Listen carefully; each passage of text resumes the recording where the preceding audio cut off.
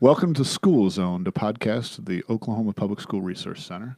Really excited today. We've tried to bring in really exciting guests, but I think today's is the most exciting. We've got Donna Gradel, the reigning Oklahoma State Teacher of the Year and finalist for the National Teacher of the Year. Welcome to the show. Well, thank you, Brent. It's so great to be here, and I appreciate you having me. Definitely, definitely. So, we try and have different conversations around education. We're trying to use this podcast as a way to say, what are some of the great things that are going on? What are some of the exciting things that are going on? Also, what are some of the concerning things that are going on in public education? And so today I want to talk to you about sort of your work as a teacher there in Broken Arrow. I think you're there for 21 years. You can correct anything that I get wrong. Your work becoming the State Teacher of the Year, as well as sort of what's that year been like this year, and what's it like to be a finalist awaiting for the National Teacher of the Year. So, but first, if I could just ask you, why don't you just give us I'd like to ask, who is Donna Gradel? Like, what's your sort of your life story, where you're from, all that kind of stuff. Well, actually, I grew up in northern West Virginia, Oh, I didn't know that. about 20 miles west of Pittsburgh, Pennsylvania. Okay. So my entire life, I've been a Pittsburgh Steelers fan. So my wife, and so we play the Pittsburgh's going to the Super Bowl. Here we go. Oh, yes, I actually, I played basketball Okay. and injured my knee, I think starting in the 8th grade. And then the 9th grade, stayed local with a doctor. And finally, when I was a sophomore, re-injured it. And my father actually took me to the Steelers doctor, Okay. which was so much fun. What, And did you get injured again? well, not necessarily wanted to get injured, but I spent a lot of time. His name was actually Dr. Steele. Imagine that. Okay. Spent a lot of time begging him to schedule my appointments at the same time as some of the Steelers back then, which was Terry Bradshaw and all these famous people that I wanted to meet. So it was kind of not the best thing getting hurt, but it was pretty exciting being able to go in the same building and see Jack Lambert or somebody Yeah. like that. So I'm a diehard Steeler fan. Cool. So that's And grew up. do you still wash your hands, or do you wash your hands? I love I've the colloquial language. transitioned to wash. I think the thing that probably my students notice the most is I say jinx instead of jinx. Oh, okay. And I have a few words Do you, that I do you still still have. throw a yuns in there? Yes, I do still throw a yuns I in there. love that. Was first when we started dating my wife, we went to an event, and she's from Central Pennsylvania. She's from my in-laws were Penn State faculty and staff. Oh, And, fantastic. yeah, but we went to an event, or it's some gathering of some of her friends, and one of the families was from Pittsburgh. And at the time, we actually owned a place in West Virginia. My wife and I did in southern West Virginia. And yeah, one of the dads walks up and said, "Yuns own a place there?" And I was like, "What the heck are you saying, man?" So yeah, Yes, I'm quite familiar with that. We say that quite a bit in West Virginia and Cool. around the Pittsburgh area. yeah. So I grew up in a town by the name of Weirton, West Virginia, Okay. which is famous for being the only city that actually has two different states as the city borders. Oh wow. So Pennsylvania on one side, Ohio on the other side. And so basically, I could get to Ohio in 10 minutes and Pennsylvania in 10 minutes. And went to a high school where we had just been consolidated and just started into the time frame of the pre-Title IX and then through Title IX. Okay. So had a lot of, because my passion was basketball and there weren't a lot of opportunities, there were a lot of teachers in my life who basically championed for me those opportunities to be able to play as a young girl.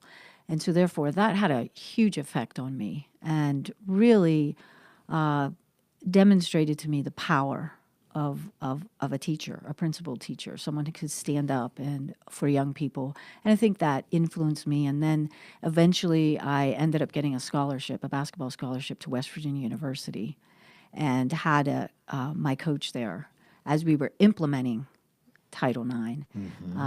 was an amazing champion for young women. And so I had some great experiences and some great role models that really influenced me and encouraged me to go into education. Cool. Now, did you play ball all 4 years then? Well, I actually, once again, got hurt. Okay. So I've had this perpetual knee injury. And now as I'm, a little bit older, I'm still dealing with the perpetual knee I can injury. imagine. But I still had some amazing experiences that I'm so glad I had the opportunity, both in high school and collegiate levels. That's fantastic. So then how'd you get from the mountaineer world over to Oklahoma? I came out here to go to Bible school, Okay. actually. And then once I finished that, found that I really missed being a teacher. Okay. So I went and interviewed in Tulsa Public Schools and was hired at Nathan Hale High School to teach biology and coach girls basketball, which I had done previously in West Virginia for 3 years prior to moving out here. And so that's kind of where my high school career began. And because back in West Virginia, I was actually in a middle school. So it was at Tulsa Hale, which I loved every year at Tulsa Hale. I had fantastic administrators, fantastic staff. And actually, the girls, we went through and actually won the first girls basketball state championship in the history of Tulsa Public Schools. That's fantastic. Yeah, so it was cool. great. And how long were you there? And then when did you make the transition over to Broken Arrow? I was at Hale for 5 years and then moved to Broken Arrow in, 97 or 98, I think. So I've been there since. Okay. Great. So why teaching? Well, I think that teaching for me really is the main thing was I really wanted to do something where I felt that I could make a difference. Mm-hmm. And just because of the impact of my former teachers and just realizing that as I went through life, who had an impact on me? And I think if everybody and you think of the top 10 people who've had an impact on you, there's going to be a teacher in there somewhere. And so for me, it was that desire to try to make a difference and help young people, not just academically, but through, difficulties in life and the challenges of life, because as a young person, we all had them and there was someone there for me. And so I think that's the big reason. And the other one is I really felt like I'm not someone that likes to stay in a box. And so therefore, I believe that teaching provides an opportunity for you as an educator and a leader to really look outside of the four walls of your classroom. And so those are probably the two main reasons. Cool. I want to ask you, I read an article. I tried to throw my staff a curveball and actually prepare for this interview today. And you said, is in the article, it says, from her first days as a teacher, Gradel said she's been guided by 3 beliefs. All students can learn regardless of their starting point. All students have a sense of purpose and they want to make a difference in the world. And all students need to know that their teacher has a genuine concern for them and is willing with those.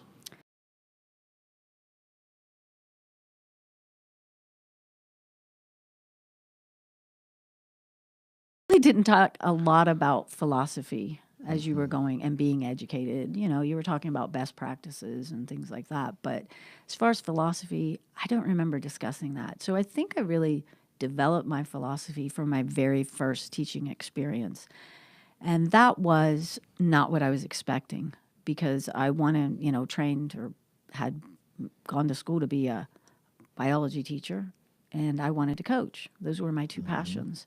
Well, when I finished my schooling, there were no science jobs. So I'm really dating myself here because Slightly different today. Yes. So therefore, I ended up teaching on emergency certification in the foothills of the Appalachian Mountains. And I was teaching special needs students without any training. So the program required me to attend graduate school while I was also teaching and to pursue a master's with special needs, special education. So it was kind of learning on the fly. And so as I was in a trailer on the top of a hill that was completely separated from the main campus. And my students, we were a little community that was pretty much segregated from the rest of the, So you were self-contained all day. all day. And I say that my guiding philosophy and principles came out of that first experience because I was dealing with students that were on all different learning levels. Their starting points were so vast from one another, and their disabilities were not like today where you kind of separate them out according to, they were all blended. Wow. 5th through 8th grade. So not only that, they were middle schoolers.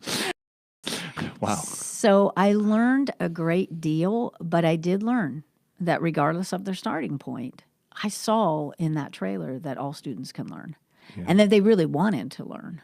Mm-hmm. And then I also realized that as I started asking them and trying to tie, how can I motivate them, and realize as I begin to get to know these kids. Not grades, right? It's not, it's this sense of purpose. Yep.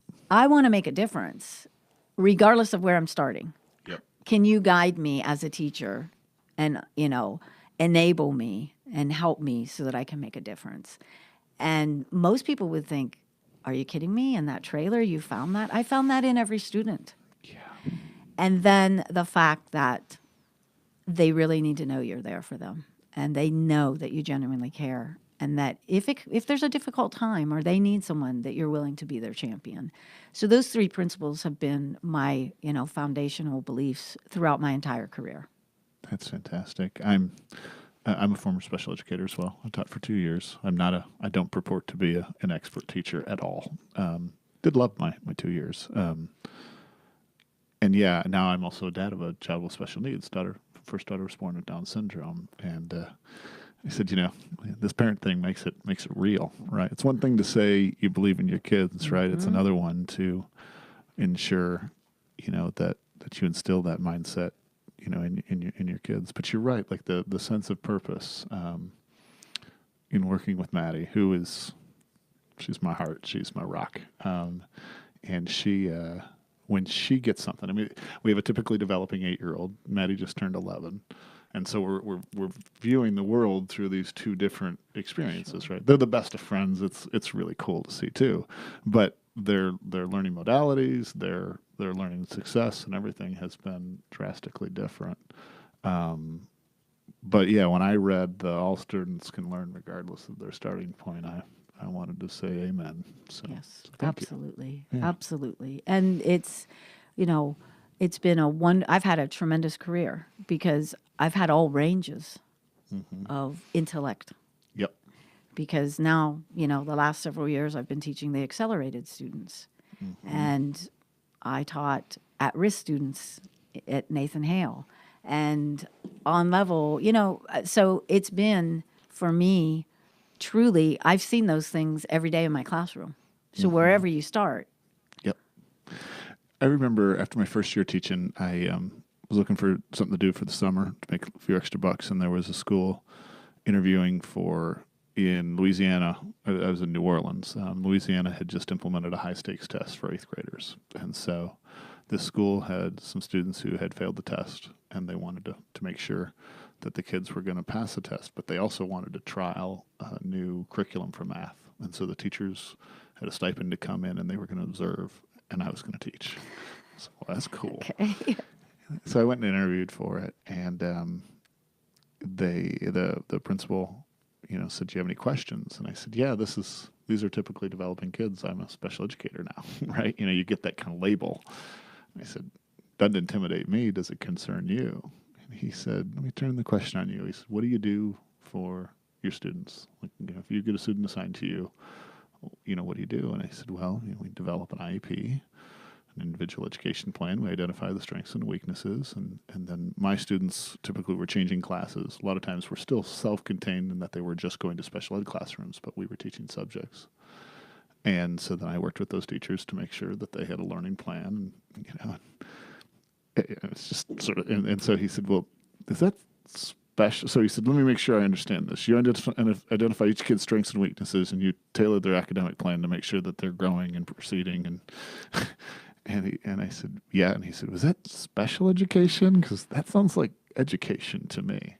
And we've got laws and things that require us to do that in special ed, but it's one of the sort of the guiding conversations that I try and keep in mind. So, Well, I've always said that those first 3 years of my teaching impacted me for the rest of my career because you learn how to look at the individual student and you learn how to, differentiate and find a way to connect with them and find a way to guide them academically. And you have to look at them as unique. And sometimes when you get into high school and you're servicing 150 students a day, you have the tendency to think, how am I ever going to realize how unique each one is? mm-hmm.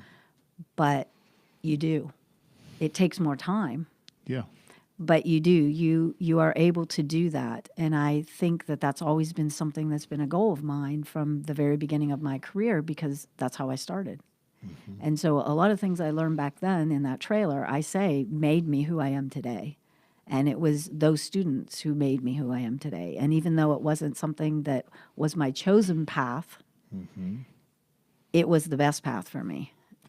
Sounds like we should pass a law. Stuff all new teachers in a trailer, separated from everybody else. I don't know about that. Yeah, no, I know. I don't know about that, but I do know that it impacted me. I think that's fantastic. And I've for a while in my career, I actually thought, because when you look at public education, there's different areas, and there's your typical classroom teacher, and then there's when you deal with the special needs population, which is a completely different world, and then you have to look at activities and coaching, and that's a completely different world.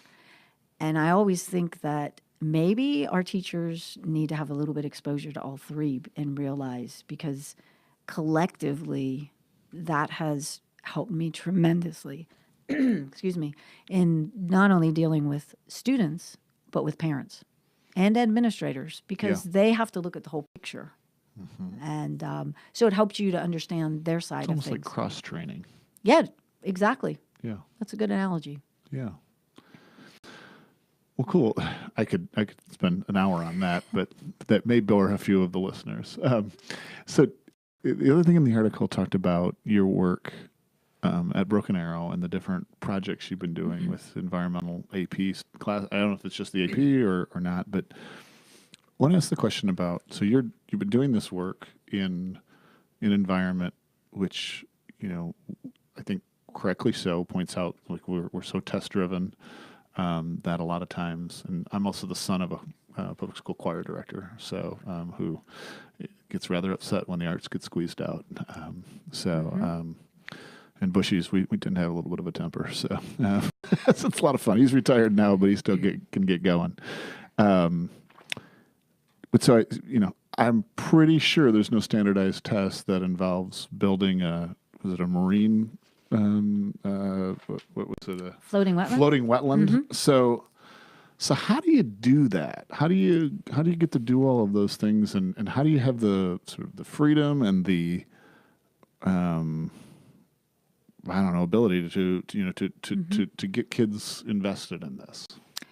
Well, it takes a lot of help, a lot of partnerships, and also because it is an AP class, we have a test. Yeah. And it's a pretty rigorous test. So you have to continue through the curriculum, but at the same time, finding the parts of your curriculum and applying them to real world problems and problem solving. So that's been the foundation of what we've tried to do in Broken Arrow. But in order to pull that off, it takes a tremendous amount of help.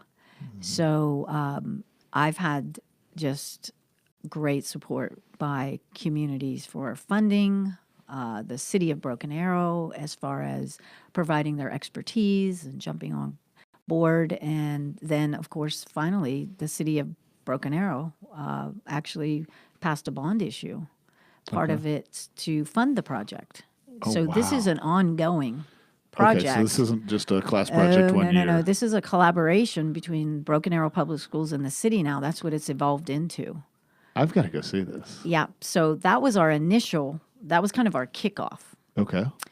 But what we're doing is we're actually creating curriculum K through 12 that will be around our waterways and working with looking at the problems, environmental problems associated with suburban sprawl and what's happening to our local waterways and neighborhood, holding ponds. And then as you move up through that curriculum, by the time you get in high school, then you enter the problem solving. Okay, now you're aware of all of this. Okay, so how are you going to help the city? And we're going to collaborate together and fix them. And what we've done is our assistant city manager actually called it a paradigm shift. Because instead of just dumping chemicals or cement, we're now looking for sustainable ways to clean the water and to restore habitats where we've developed around them. And I think most of the people in Oklahoma would feel this way. I mean, we all want to develop and we all want good infrastructure. We all want economic development. But at the same time, we don't want to ruin our native habitat. So how do we maintain both with all of the environmental problems that development causes or can cause? So how do you do that? So here we have a whole city that is working with a whole school district, and you have your kids pushing some of this exactly because they're How welcoming. dare you? I know, and there's a lot of autonomy for our students because they are able to come up with ideas, design the things, build the things, but yet they're working with expert engineers and business people, and so it's been just an amazing process, and that's just one of the things we're doing in Broken Arrow. So that's just, but that's a very exciting one because that has potential for all of our students to be involved throughout our whole district. So I assume this is larger than just one classroom, or I mean, you're working with other teachers and other, administrators. Yes, we have developed it. It started off with just myself. Okay. And 3 workers from the city who actually had their children, and we had kind of been developing and worked on a few smaller projects, and finally we're like, okay, let's make this official. Let's have a collaboration, and we have an amazing city manager who's just all in on this too. So there was a lot of encouragement from their side, and then my side.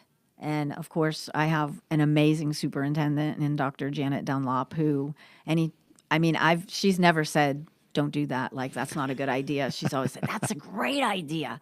Go for it, So she's been She was there previous as the assistant, so yes, correct? Yeah. Yes. So she's been there a while. So she's always has been really my supporting person, even as an assistant superintendent with several of the projects we undertook. She's always been very supportive of them.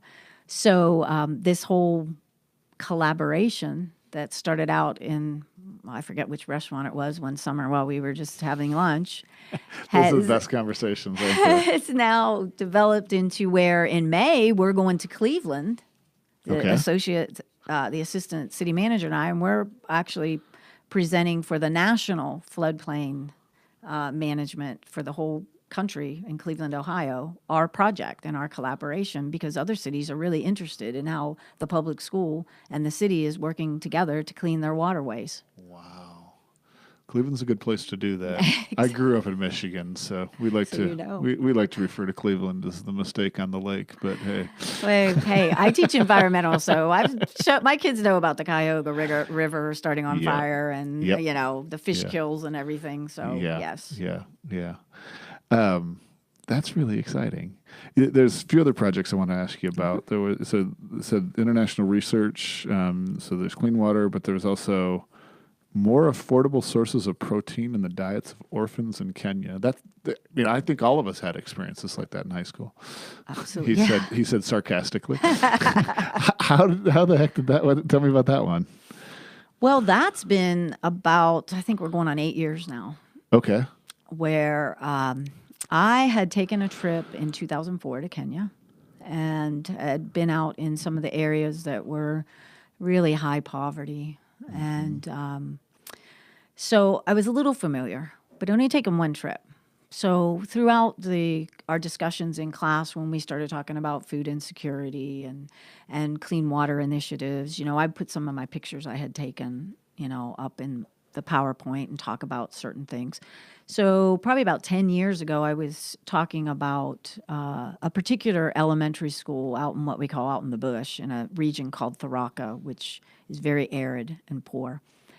One of my students, as I was talking about how the water, their source of water was so dirty, she raised her hand. She said, "Why aren't we doing anything to help them? Or can we do anything?" I'm like, This is "Sure." one of your students? Yes, here in Broken Arrow. And I said, Isn't that "Sure. awesome? Why can't we help them?"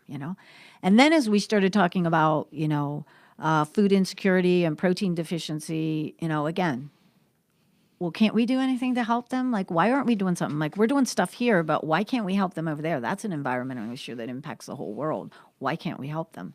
So that began this now in the 8th year project, which the students came up with a name. They called it Aquifer Tharaka. They began to raise money, design T-shirts, had water bottles, blah, blah, blah, blah, blah, all these different things. And because of the region, it's all lava rock.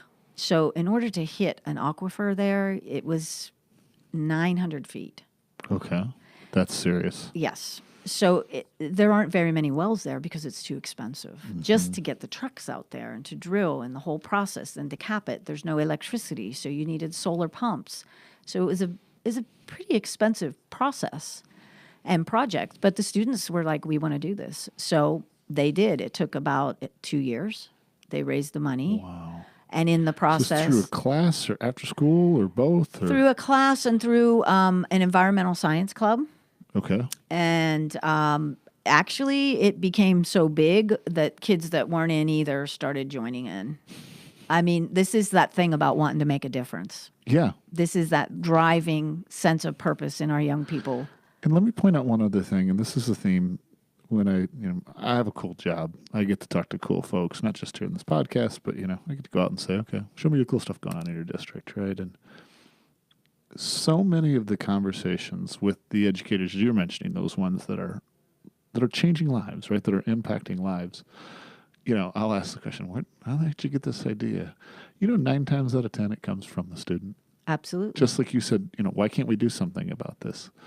I don't know how we train that, but the audacity to listen to kids seems like a critical skill, right? I mean, I don't know. It just seems like it's a theme that just keeps on coming up in conversations. So. I think that as an educator, and it depends on how big the idea is that you have to be patient.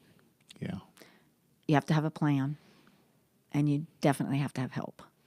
And those 3 things, sometimes they take a while for them to come around. But if you're persistent, and the students that had the idea were not the students who realized it, right? Exactly. Yeah. But I still hear from them because they do realize that they started it. They just didn't see it, Yeah, they weren't around. That's right. So from the clean water, then the protein. And what we did is we tackled it. When I was over in Kenya, Kenya had this this project to try to combat protein deficiency. So what they did is anybody who would dig a hole in the ground, line it with a liner, fill it with water, the government would bring in little tilapia fingerlings, give you a bag of fish food, and here you can raise your own protein. Okay. So when they started it about 25 years ago, there was a peak where they had about 30,000 fish ponds throughout Kenya. Okay. Fast forward to 4 or 5 years ago, they have less than 500. And the reason being is that nobody can afford the fish food. Okay. So when I went, I started seeing all these basically abandoned fish ponds. And you would see the tilapia mouth gasping for air, Wow. And they were all dirty. And I thought, we can clean these up and we can do it sustainably, but we need to make it into a large-scale aquaponic system where you run the water out of the pond into grow beds. Yep. Use that and, to grow the plants, and it's going to take the nitrates, ammonia out and circulate it back through. So with that in mind, we started researching and building different models in my classroom with the end point being to take it over to Kenya and And you build get the one. money to do all of this. How? Well, actually, we kind of scavenged through all the closets and the old physics The projects and janitor is your friend on these oh things? man, and we asked for an old closet, which they allowed us. This is I'm going to say 9 years ago, and then we turned it into a, quasi greenhouse by asking the police department actually donated old grow lights from marijuana busts, and I mean there was no budget. Okay, it was Yeah. just go ask, go That's find, awesome. go do it. And but it was really a changing point, I think, in my career and in the entire program and in the involvement of students, because they would come in before school. They would come in after school. They would like, will you be here on the weekend? Will you, and it was just this, okay, my life is changing but it's with students and you're seeing this enthusiasm to learn. But with, they're collecting data, knowing that that data is now going to translate into meals for young people on the other side of the world. And so eventually went over and built the system at an orphanage. And then, Were you able to take some students with you? oh yeah, the students went and the students built it. And then we stocked it with, the government came in, stocked it with 1,500 tilapia. So it's thriving. We came back about 8 months after we get back, we get an email. We have a problem. Like we can't afford the fish food. So can your students come up with a solution to this problem for the fish food? Well, we looked around a group of students and we found a grant from MIT and to invent something. So we went and came up with a low-cost, sustainable fish food for developing countries made out of all indigenous ingredients. You made this yourself. We did. It took us 2 years. 2 years, we came up with 3 formulas. 1 year, when we worked under MIT, we were not allowed to work with vertebrates. So we were basically creating different formulas based on research and based on how can we make sure we can grow these over in Kenya. And then the follow-up year, we actually made a lab and brought in tilapia and have 5 different big tanks and fed Formula 1 to this tank, Formula 1 to this one, Formula 2, 3, and then 2 commercial fish foods. And then we watched their growth, and then we had them tested, and we figured out what would be the best formula. Then we went back to Kenya, built all of the, harvesting system, and trained the orphans on how to create fish food. So they are now empowered. They can make their own fish food. They can grow their own fish. They can sell it. They can eat it. They can do whatever they want. I mean, they're self-sustaining. And again, you did you just incorporated this into the curriculum? Yes. Talk to me about that part. And then I want to hear, what'd you do with your tilapia in Oklahoma? Did you guys eat them? I like it. You can say it. Yeah. Yes, we had a science department. Fish fry. I can get down with that. Yeah, I was encouraged to release them in the pond across the street, and I'm like, no. I'm an environmental science teacher. We can't do that invasive species. What was the first question? I'm sorry. Yeah. So how do you incorporate? I mean, I don't imagine there's too many curriculums that have, developing fish food, sustainable fish food for tilapia populations in Kenya. So how do you incorporate that into the curriculum? Well, part of it was a bulk of working with MIT was actually after school and on weekends. Okay. But it coincided with a lot of our curriculum in environmental science because we talk about sustainable systems. And so we built a sustainable system. I mean, we took all indigenous living ingredients, gave it to the fish, and then we're using the fish waste to circulate and grow plants. So we have a sustainable. Yeah. We also were using our main source of protein in our fish food was not it's another animal, but it wasn't fish meal or, it was an insect. And that's where we partnered with the research center in Nairobi that's doing all this research on utilizing insects for food consumption for humans and agricultural consumption. So we worked with them because we can't take the species of insect we were working with that's native to America Yeah. over there. So there were a lot of things. That could be a piece of curriculum you don't really want to have to teach. There were a lot of problem solving skills that had to be applied to this whole thing. Wow. Because, and there were a lot of, and this is why I love teaching too, because there's a lot of wonderful organizations. For example, Fund for Teachers. Okay. I got 2 grants for them, one in 2012 and one in 2015, to travel to Kenya. Okay. And that's where the entire groundwork was laid because, you're talking about transporting high school students to Kenya. Yeah. Where are they going to stay? What are they going to eat? How are they going to get around? What about all the materials that you're going to have to build this? Who are you going to work with? What if someone gets hurt? All those things. Things that dads, I never thought about it until I was a dad, but yeah. Exactly. So prior to a student trip, Yeah. I was funded to go over on a Fund for Teachers trip, which allowed me the summer before to lay the foundation. Okay. Next summer, bring the students.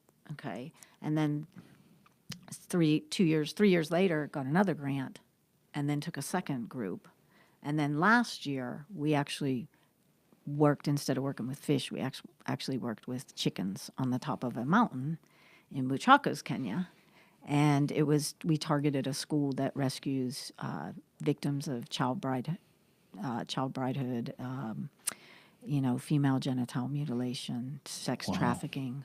And so because of the elevation, it was too cold to raise tilapia, so we went with chickens. Okay. But again, did you do a test back in Oklahoma with we chickens? did. That was another class that my superintendent allowed me to. Did you eat the chickens too? I mean, there, we didn't eat the chickens, there you go, yeah. but they sent us back. Like, these girls had never had any animal protein. And now the eggs that are being produced, because of the amount of insects that are in their food, we're actually using insect larvae. It's amazing, and they're laying like big orange yolks. Yeah. So we've had 3 trips with students that have addressed protein deficiency. That's fantastic. That's super inspiring. I want to keep on talking about that, but we'll run out of time. So then you decide to apply to be, and I should know this. What's the process?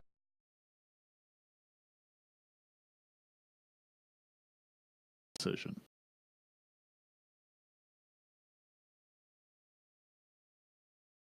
Colleagues will vote for someone. Okay. And then you go through, you nominate someone, then you narrow it down, and then you get your finalists.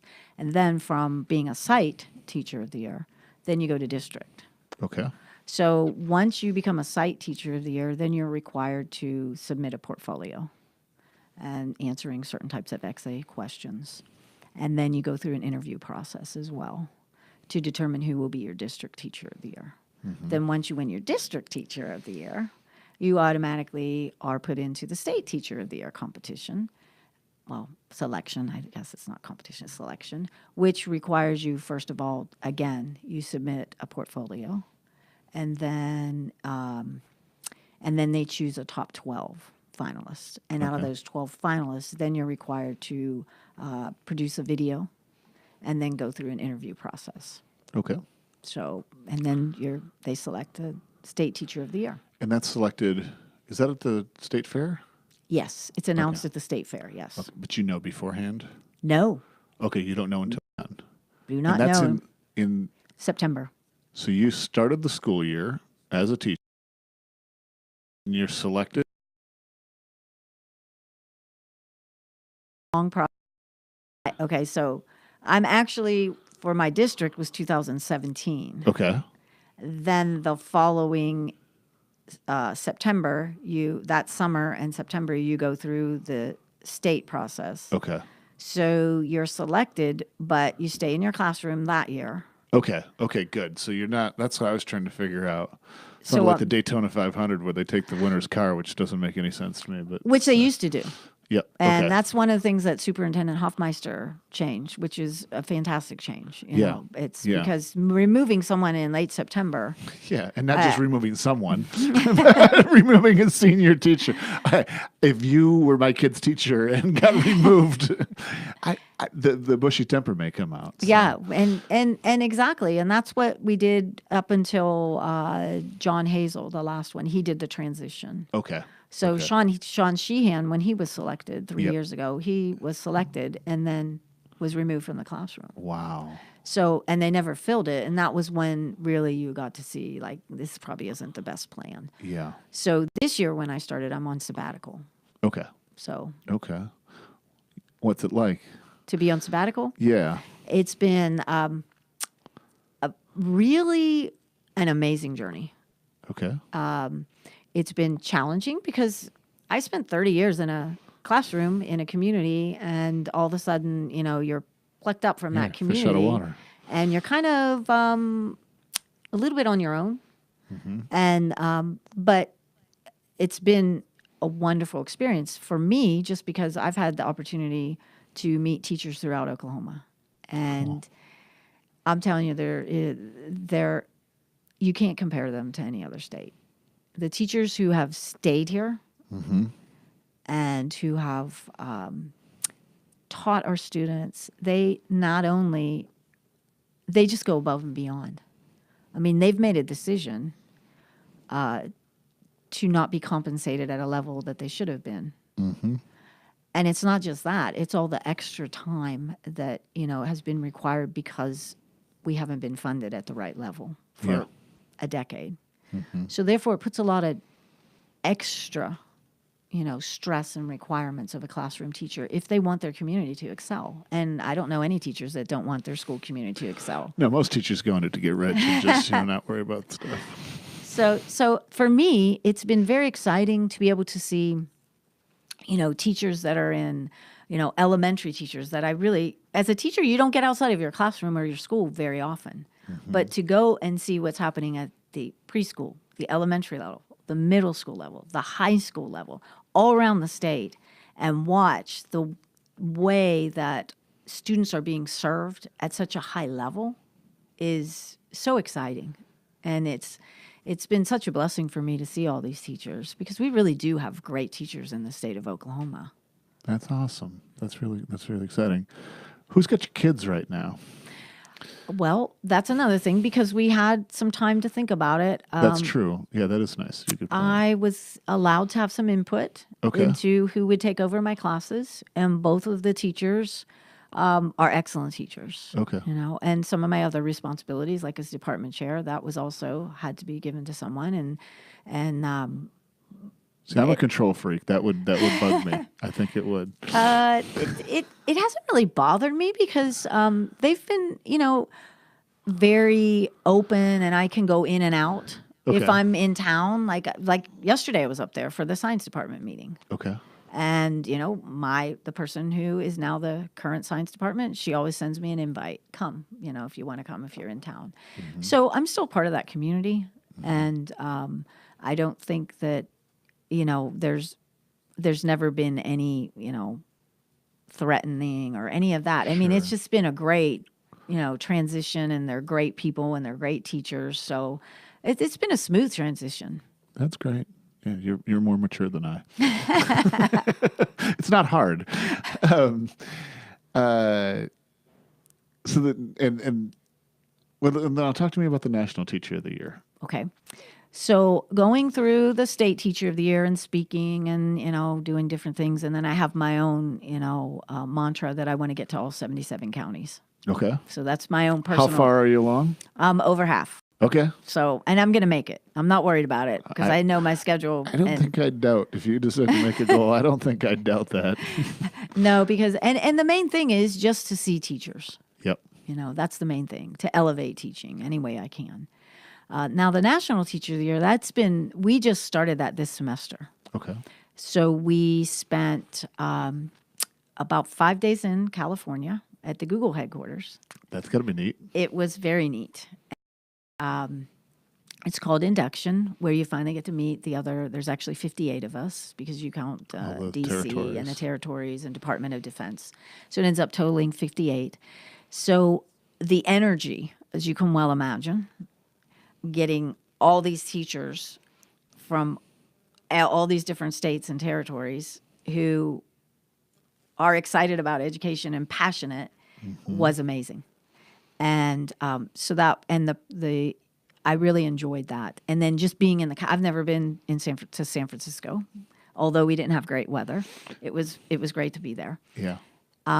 It was a little unique for me and the other three finalists because, we had a couple other little responsibilities. And you had selected as a finalist prior to Yes, that? Okay. yes. So it was announced about, I'm going to say maybe 2 weeks before we went to California. It was made, publicly announced nationally. So they were aware of, who we were. And so that was, it was nice. Everybody was so gracious. The other teachers were so supportive. So I enjoyed that.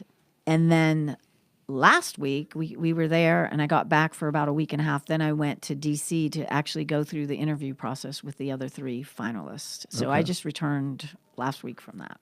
And who interviews you? It's a committee that consists of different heads of like the head of the NEO. I mean, the NEA. NEA. And like the head of the principals, high school principals, group, and just different groups from around the country that that have been placed on. There was about 16 people on the committee. Okay. Wow. A little grueling. Yes. I can imagine. The process involves you giving a keynote speech in front of them. And then after you're done with your keynote speech, you sit down and you have two people that are press that interview you in front of the committee to see how you'll handle, that part of your process as you go through as National Teacher of the Year. And then you had 4 sessions that you interviewed with, they divided the committee up into 4s. So you had 4 panel interviews. So it lasted a whole day. So you pour yourself into bed after that, I assume? Yes, it was. I don't think I know you don't realize that it is a little bit stressful. And when it's over, you're just, and it's one of those things that even though you don't want to think about it prior to your interview, it's always in the back of your mind. Sure. It's just that thing like a little fly that you can't get out of the, kitchen. It's just there. So it's nice to have that part over with. That's exciting. And the announcement will come out? Either the last week of April or the beginning of May. It depends because our next trip will go to DC. Okay. And that's where they will announce who the winner is. And that's where we get to meet the president and the vice president and do all kinds of fun things. That's pretty cool. It's a great program. I mean, the opportunities are amazing. Yeah. Yeah, you get to be special tours and stuff like that too, probably. Absolutely. That's neat. It is. That is really neat. Well, I could keep on talking your ear off. I'm not sure how long people would listen. I always like to ask, well, I guess there are a few other topics. So one other topic is, so we're in the middle of our legislative session. Mm-hmm. You've been following it? Yes. What you think? Well,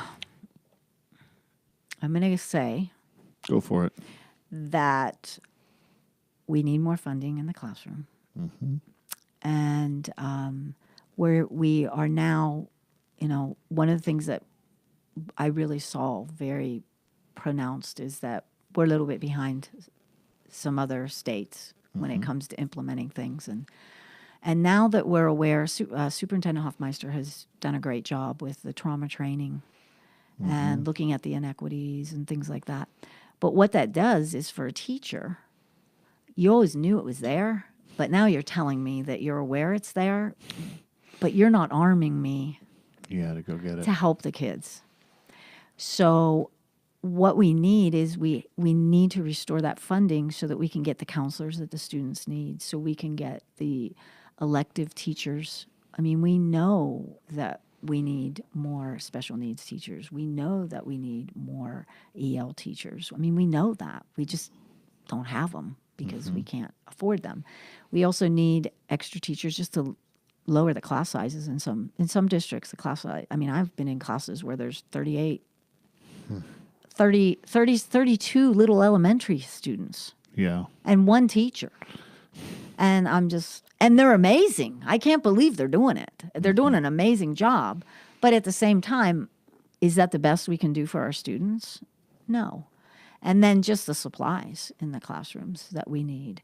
And so I say that if we would adequately fund those classrooms, then you wouldn't see an uproar about everything else. Because if it's adequately funded and we can provide what we need for our public school students, then we're not going to be talking about all these side issues, in my opinion. That's just my opinion, okay? So I would say, please fund us. Because we've created, when we did not fund and other states were funding, we've got this huge inequity as a state now for our students. This gap is growing more and more and more. And when you start looking at what the students in Massachusetts and Connecticut and different states that have continued to fund and what we're able to provide our students, it's a huge gap. Yeah. And unless you wander outside of our state and look at it, you sometimes don't even realize it. And it's not fair to our students. We have great, great young people in Oklahoma. We have teachers who are willing to go the whole length to help our young people. So I would say hopefully the legislator will find a way to sustainably fund the classroom the way that our students deserve to be funded.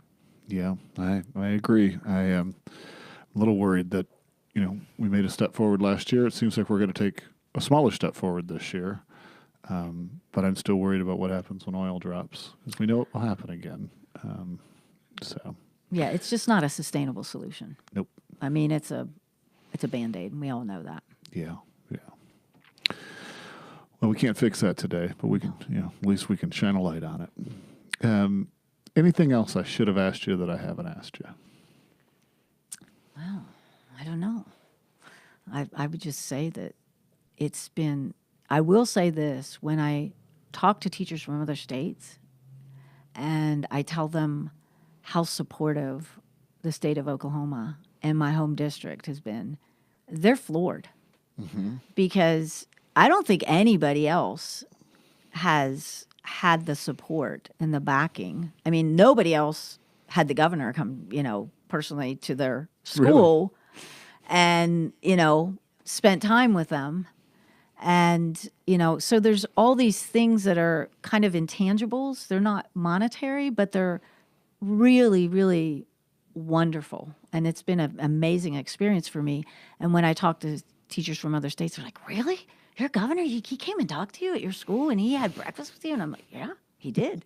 And just the way that the teacher of the year, the celebration of it for our state. And then in my district has just been amazing and so supportive. That's a really good thing about Oklahoma.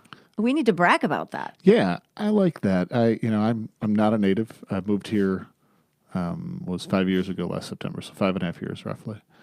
And, we moved out of the D.C. area, and the quality of life that our family has seen is phenomenal, right? But then, and part of it is we haven't funded not only education but a lot of state stuff, right? And so, but I think that can lead to a negative loop where we don't sometimes recognize the great things about this state, and so sometimes I feel like like the self-esteem, person, like, hey, this place is pretty cool, I mean, Seriously. So I like to hear that. Thank you for highlighting that positiveness. So, and the people of Oklahoma are just amazing. Amen. I mean, they just are. We have really good people here, and we have great students who want to learn, who really do have a very strong sense of purpose and want to make a difference in the world. And we just need to provide them those opportunities.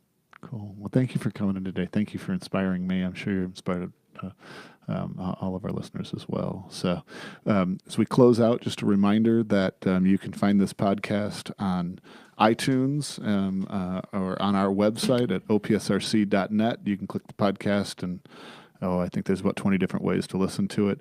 If you're in iTunes and you've listened to this podcast, you know what an amazing podcast it is. You can click on those 5 stars. 5 stars, thank you, just so that that helps us get the word out. So thanks again for coming in, Donna. Thank you, Brent. I appreciate it.